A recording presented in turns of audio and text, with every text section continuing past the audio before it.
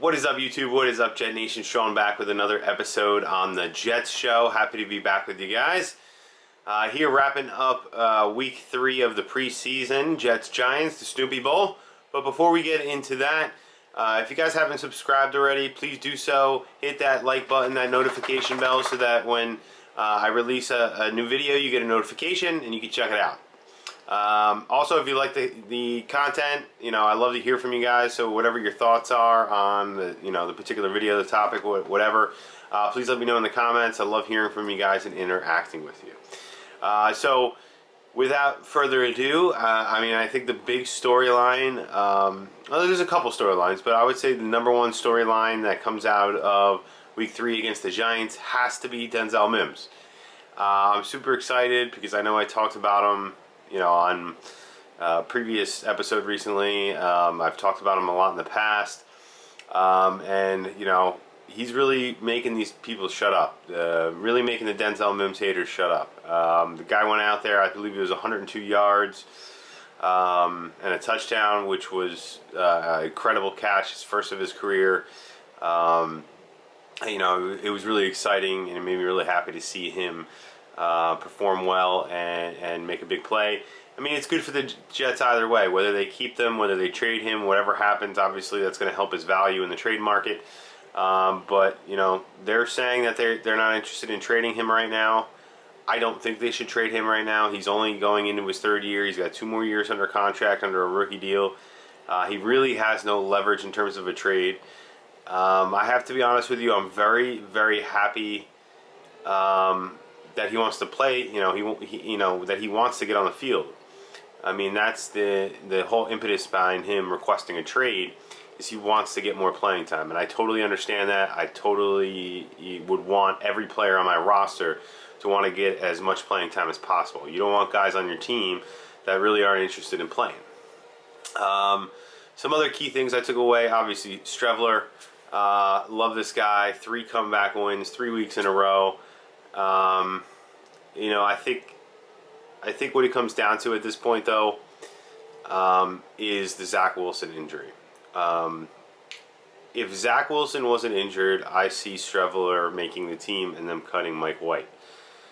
With Zach Wilson having the injury and more likely than not coming back in week 1 and Flacco being the starter in week 1, I don't think you can carry... Well, 1, you're not putting Zach on IR, and I don't think you can carry 4 quarterbacks. The way the roster's set up right now, and the 53-man limitation on the roster, everything like that, we have too many other valuable pieces that we need to keep on this 53-man roster. So, and you would need to keep Mike White, because I don't think you could put Streveler as the backup quarterback in week 1. I'm not sure the Jets would do that. So. And on the negative side of things, I really don't think he's going to clear waivers. He's played so well. So that's tough, but it's a great storyline seeing this guy play so well. I really like him. I would love to see the Jets find a way to keep him around, get him on the practice squad or something like that for a year. And then maybe, Mike White, Joe Flacco, contracts are up after the year. Maybe he, makes the team as the second, backup or 3rd string quarterback next year. But I definitely really like the guy. Some other things I took away. Michael Clemens continues to shine. The guy is electric. The guy's amazing. Making splash plays, big plays. He's physical. I love the way he plays the game. Reminds me, the way he plays the game really reminds me of those old Sack Exchange teams. How gritty those guys were, physical, tough, everything like that. So really, really, really big Michael Clemens fan. I think he's going to turn out to be a phenomenal pick by JD.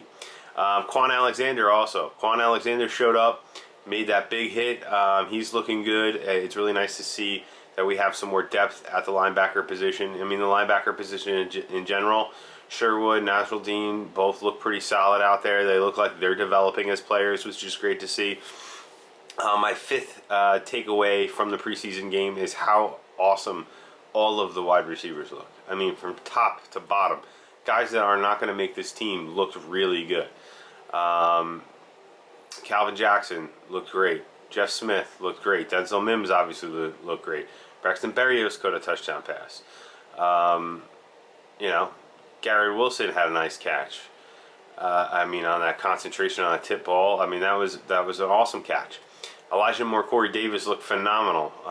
You know, in that first quarter, we saw them on that first drive making a couple plays, which was really awesome to see. We are loaded at that position. I thought that was, you know, a really great takeaway from the game.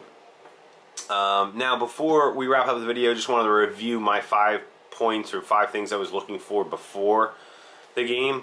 So, number 1, no injuries. So that was great. That was number 1. Pretty simple, straightforward there. Number 2, Joe Flacco.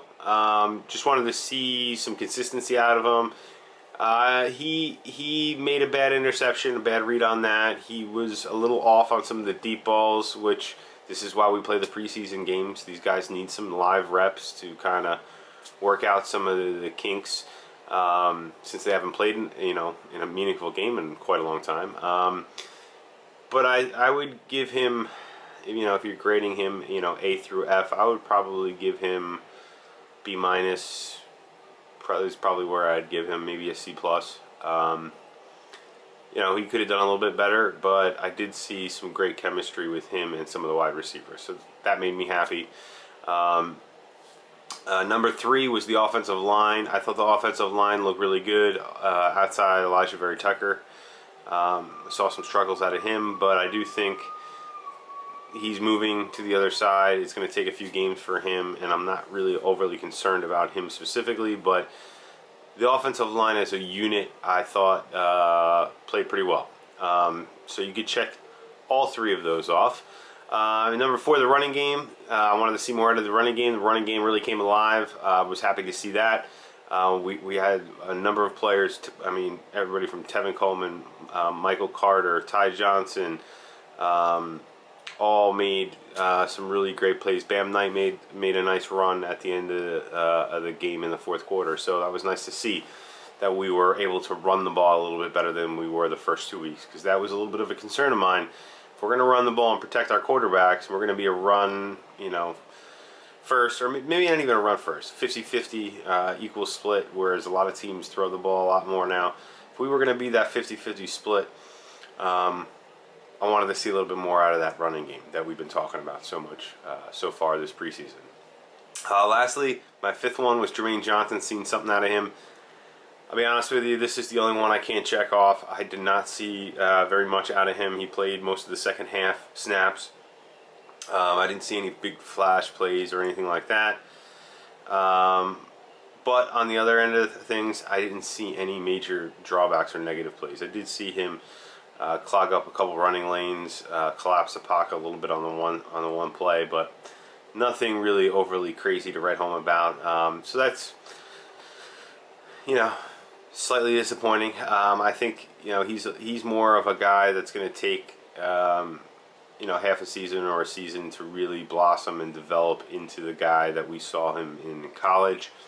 And I honestly don't think he's going to get as many opportunities as some of the other rookies we have. You know, I thought another thing that was interesting was Barrios playing over Garrett Wilson. That's kind of like my bonus little thing I picked up on. You know, him playing over Garrett Wilson, our first round pick. You know, I mean, maybe that's just, you know, kind of acclimating him into the system, putting Barrios in that's been in the system for a year and has made some plays. Last year had a phenomenal year, and maybe they're just giving him that opportunity to kind of slowly bring Garrett Wilson along. That's really the only thing I could really think of when it comes to that. So overall, I thought it was a great performance by the team in general. I love that the amount of penalties were much less than were the previous 2 games. So that was you know, another good takeaway from the game. They're becoming more disciplined. It seems like the team is progressing through preseason, and it's just in time to get ready for week 1 in 2 weeks when we kick it off on September 11th against the Ravens. Super excited, guys. I'm sure you guys are too. I'm sure we'll have some really awesome videos coming out before that time frame. We got the 53-man roster breakdown going to be coming out. The cutdowns are going to be coming out, so we'll be talking about that a little bit. Some of the guys they signed to the practice squad, what guys they pick up from other teams, where some of our favorite guys that got cut end up. Because this is one of the few years, I think, that we're going to cut some guys that we would love to keep around on the practice squad, but just aren't going to make it. We have one of the deepest teams I've seen the Jets have in quite some time. So if you like the content, guys, as always, you know what to do. Leave a comment below. Let me know what you think your biggest takeaway was from the game. And I guess I'll see you in the next.